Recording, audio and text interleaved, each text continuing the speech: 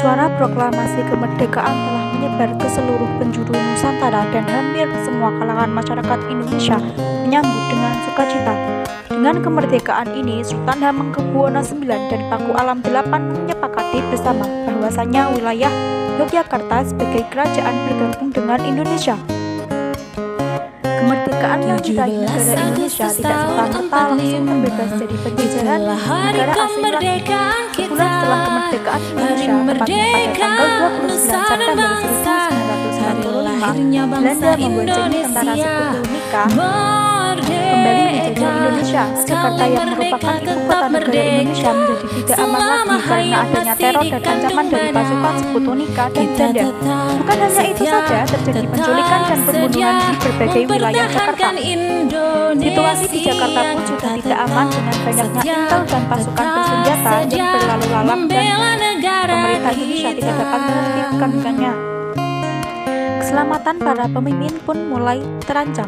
Bahkan terjadi percobaan pembunuhan terhadap Syahrir pada tanggal 26 Desember 1945, lalu disusul Amir Syarifuddin.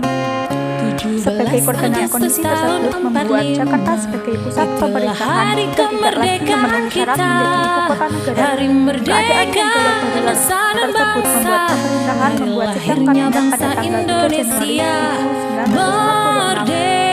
1946 sekali merdeka tetap merdeka selama hayat masih dikandung badan karena beberapa alasan, diantaranya tetap sedia mempertahankan Indonesia, tetap sedia membela negara kita.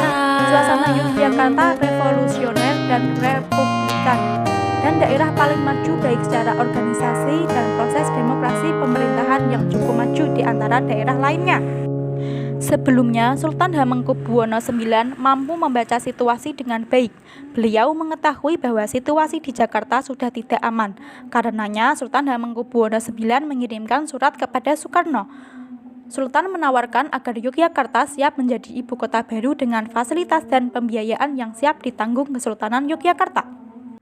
Dan akhirnya pada 4 Januari 1945 dengan organisasi yang rapi dan sangat rahasia, Presiden Soekarno beserta wakilnya Muhammad Hatta pindah dari Jakarta ke Yogyakarta dan ibu kota Indonesia pun resmi pindah ke Yogyakarta.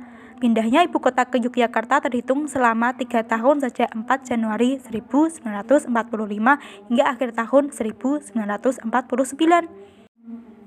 Dukungan dan dorongan baik material maupun spiritual dari seluruh lapisan masyarakat sangat besar bagi tegaknya bangsa Indonesia. Selain itu, Sri Sultan Hamengkubuwono IX juga membentangi Republik Indonesia dari perampasan kembali oleh Belanda. Agresi militer Belanda II membuat ibu kota negara Indonesia kembali porak-poranda. Soekarno, Hatta, dan sejumlah pejabat rakyat Indonesia ditangkap dan diasingkan. Hal ini membuat ibu kota negara Indonesia yang di Yogyakarta kembali berpindah lagi ke Bukit Tinggi, Sumatera Barat.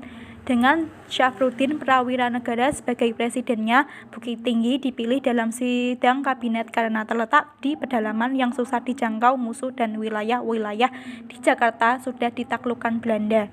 Selain itu, dipersiapkan pula pemerintahan dalam pengasingan yang ditunjuk A.A. Maramis yang sedang berada di India, tetapi tidak jadi karena terjadi konferensi meja bundar di Den Haag yang membuat Belanda mengakui kedaulatan Indonesia pada 27 Desember 1949. Dalam sejarahnya, Belanda masih menganggap bahwa kemerdekaan Indonesia terjadi pada 27 Desember 1949, bukan 17 Agustus 1945. Namun pada tanggal 16 Agustus 2005, sehari sebelum diperingati 60 tahun kemerdekaan Republik Indonesia, pemerintahan Belanda mengakui kemerdekaan Indonesia pada tanggal 17 Agustus 1945.